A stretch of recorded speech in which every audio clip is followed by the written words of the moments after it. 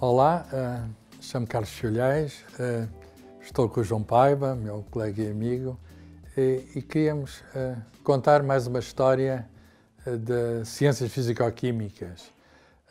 A história de hoje tem a ver com alquimistas que são, digamos, os primitivos químicos, de algum modo. São mitos, mas que deram lugar a evidências. E gostaria de, depois do João falar dos alquimistas, referir que um dos físicos mais importantes, Isaac Newton, foi um alquimista secreto. Ele nunca revelou em vida que fazia experiências de alquimia e que tentava também ele perseguir a pedra filosofal. Muito bem, eu vou começar com a alquimia. E de facto tem algum sentido, claro que nós não estamos a jogar cronologicamente, o grosso da atividade alquímica é medieval e até pré-medieval, há sinais de alquimia também na cultura indiana, na cultura chinesa, mas é precisamente esta cumplicidade de Newton ter sido um alquimista secreto, digamos assim, que nos levou a ligar a estes temas.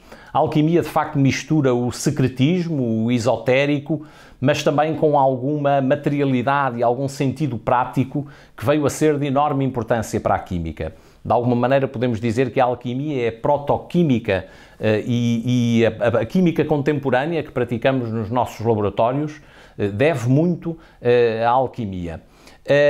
Os alquimistas, como é sabido, procuravam transformar os metais vis, como o ferro, em metais nobres, como o ouro.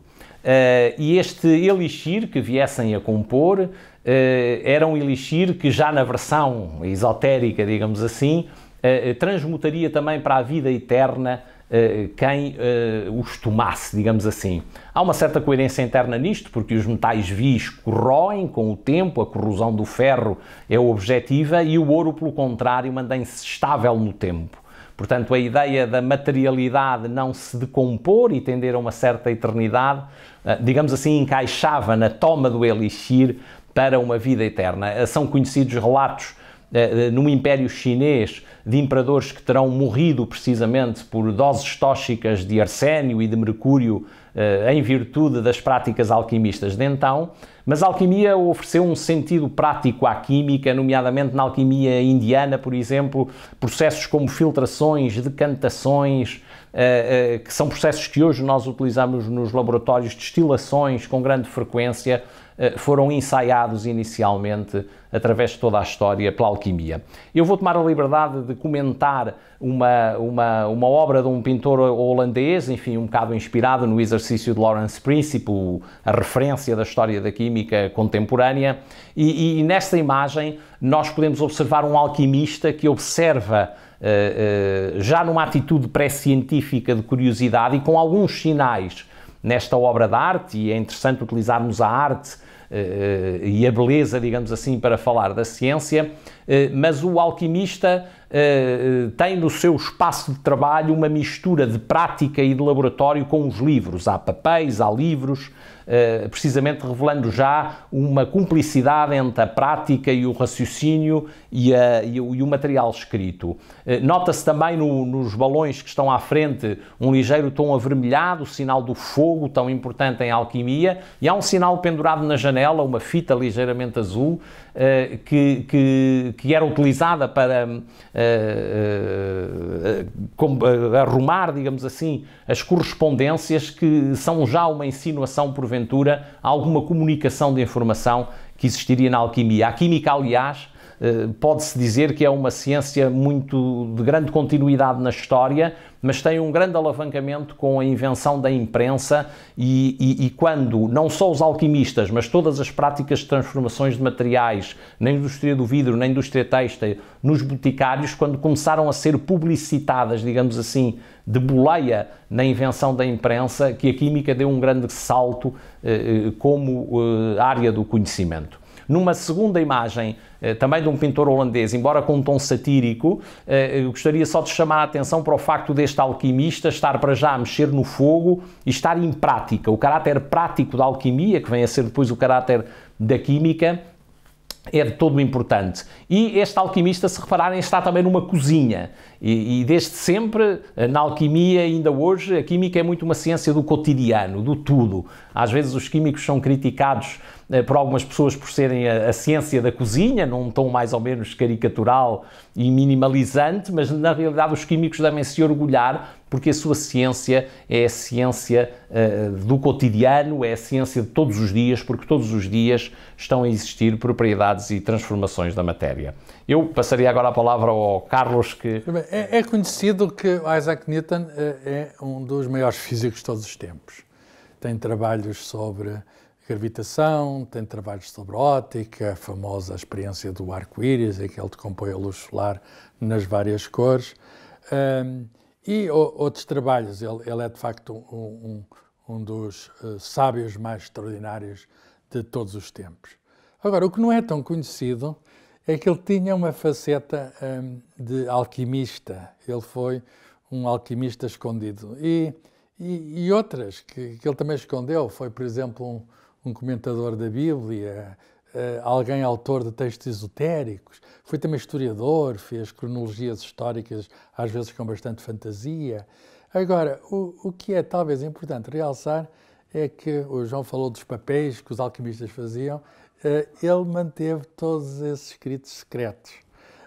A parte teológica percebe-se que ele era membro de um colégio, que é o Colégio Trinity College, o Colégio da Trindade, em Cambridge. E, portanto, se ele tivesse a ousadia de dizer que a Santíssima Trindade, ele defendia que Deus era uno e não três, se ele tivesse a ousadia de dizer ou de escrever isso, enfim, passava a ser publicamente heterodoxo, o que não lhe ficaria bem perante, digamos, uma figura de grande prestígio. Ele ocupou altos cargos na administração pública, por exemplo, esteve à frente da Casa da Moeda Britânica, que perseguiu os falsários de moeda. Imagine-se o que era saber-se que o chefe da Casa da Moeda, que ele próprio procurava fazer ouro. Ora bem, os alquimistas eram perseguidos. Uma das razões porque eram perseguidos é que se alguém fizesse ouro, estava, de algum modo, a fazer concorrência, digamos, ao Tesouro Real, e eram perseguidos de uma maneira assaz violenta e até executados. Havia, digamos, alquimistas que foram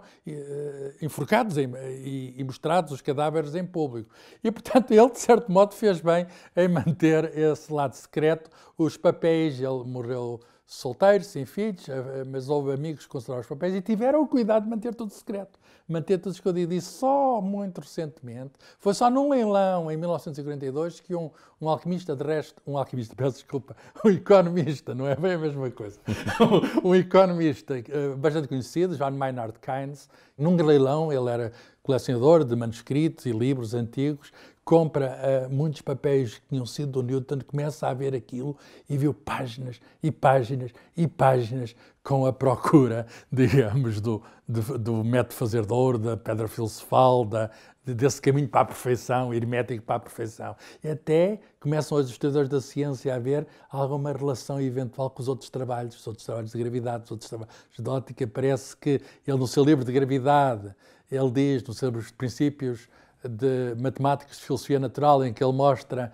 digamos, como se pode pôr um projétil em órbita da Terra, tal como a Lua está em órbita, e ele, sob a gravidade, que causa o movimento de um projétil e que causa o movimento da Lua, ele dizia, sobre isso não faça hipóteses. Não é que nos seus escritos secretos ele faz hipóteses e vai mais longe, só que não disse a ninguém. Diz que era um fluido misterioso, um fluido alquímico, por outras palavras, era uma influência da química na física, mas como ele não tinha a certeza, como não havia a evidência, ele fez bem em calar-se. Hoje estão os artigos dele acessíveis e estão na internet, começaram a ser publicados em 1960, aquilo que teve escondido hoje está à luz do dia e já se pensa, o John Maynard Keynes diz isso, que ele não foi o primeiro dos grandes cientistas, ele foi o último dos grandes mágicos. É curioso que, de facto, a propósito ainda de esoteria e de evidência, que não podemos olhar a ciência no plano histórico e não só, senão sem perceber que há momentos em que separar aquilo que é esotérico, que não entra no método científico, que não é observação, que não é evidência, que não é sujeito à razão, não pode entrar, mas ao mesmo tempo a ciência faz-se, quer historicamente, quer ainda hoje, imersa em toda a cultura, nas crenças, etc. E, portanto, estas coisas apareceram ao longo da história misturadas, nós hoje temos uma maior capacidade, digamos assim, hoje temos de as dividir, não é? Temos o método científico. Precisamente. E o método científico, bem, a observação, a experiência já está na alquimia, mas há uma parte muito importante que é, digamos, o raciocínio lógico-matemático, e depois o espírito crítico, a comunicação aos pares. A alquimia, em grande parte, era secreta. Ora bem, o segredo da ciência não pode ser secreta. Se é secreto, não é ciência. E aí está uma marca, digamos, da modernidade, uma marca da ciência, e hoje a ciência, se alguém diz, isto não se pode saber, então se não se pode saber, então não é ciência. O que é secreto não é ciência. A ciência, por sua própria natureza, é aberta. Precisamente, e este valor da liberdade, digamos assim, sem liberdade não há ciência, é mesmo a verdadeira marca com que nós gostaríamos de terminar este pequeno bloco. O secretismo é inimigo da ciência, a ciência vive do confronto de ideias, vive da clareza, da transparência, da problematização, e é também por isso que ela é tão fascinante.